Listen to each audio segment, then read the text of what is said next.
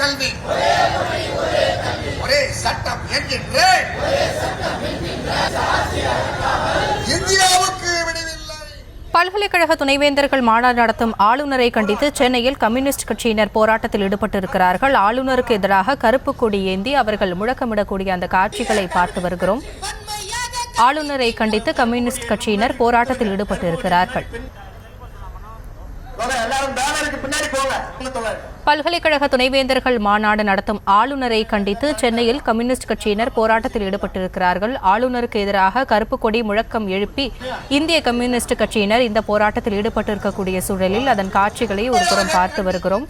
இன்றைய தினம் பல்கலைக்கழக துணைவேந்தர்கள் மாநாடு நடைபெறுகிறது. இதற்கு சிறப்பு அழைப்பாளராக துணை ஜனாதிபதி ஜெகதீப் தன்கர் அவர்களும் வருகை தந்திருக்கக்கூடிய சூழலில் தற்பொழுது ஆளுநரை கண்டித்து கம்யூனிஸ்ட் கட்சியினர் போராட்டத்தில் ஈடுபட்டிருக்கிறார்கள். ஆளுநருக்கு எதிராக கருப்பு கொடி மற்றும் முழக்கம் எழுப்பி இந்திய கம்யூனிஸ்ட் கட்சியினர் போராட்டத்தில் ஈடுபட்டிருக்கிறார்கள்.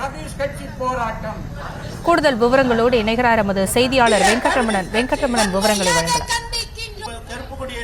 இன்றைய தினம் ராஜ்பவன் இன்றைய தினம் ஆளுநருடைய தலைமையில் நடைபெறக்கூடிய துணைவேந்தர்கள் மாநாட்டை கண்டித்து ஆளுநருடைய செயல்பாடுகளை கண்டித்தும் இந்திய கம்யூனிஸ்ட் கட்சியினர் கருப்பு கொடி ஏந்தி தற்பொழுது போராட்டத்தில் ஈடுபட்டுக் கொண்டிருக்கிறார்கள். ஏற்கனவே இன்றைய தினம் மார்க்சிஸ்ட் கம்யூனிஸ்ட் கட்சிகள், இந்திய கம்யூனிஸ்ட் கட்சிகள் ஆளுநருடைய செயல்பாடுகளுக்கு பல்வேறு அரசியல் கட்சி தரப்புகளும் கண்டனம் தெரிவித்திருக்கக்கூடிய சூழ்நிலையில் சின்னமலையில் தமிழ்நாடு ஆளுநரின் அரசியல் சாசன விரோத நடவடிக்கைகளை கண்டித்து இந்திய கம்யூனிஸ்ட் கட்சியின் சார்பாக கருப்பு கொடி ஏந்தி தற்பொழுது ஆளுநருக்கு எதிரான கோஷங்கள் எழுப்பி ஆர்ப்பாட்டத்தில் ஈடுபட்டுக் கொண்டிருக்கிறார்கள். தொடர்ச்சியாக இவர்கள் அங்கிருந்து ஆளுநர் மாளிகை நோக்கி முற்றுகை ஒரு போராட்டம் ஈடுபடுவதற்காக அதற்கும் அவர்கள் அங்கு அதிக அளவு குவிந்திருக்கிறார்கள். ஆளுநர் மாளிகை நோக்கி முற்றுகையிடுவதற்கு முன்பதாகவே அவர்களை தடுத்து நிறுத்துவதற்காகவும் காவல்துறையினரும் அதிக அளவு குவிக்கப்பட்டிருக்கிறார்கள்.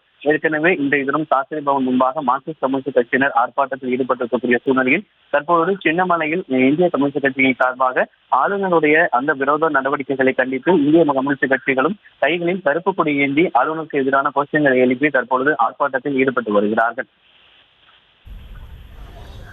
விவரங்களுக்கு நன்றி வெங்கட்ரமணன்.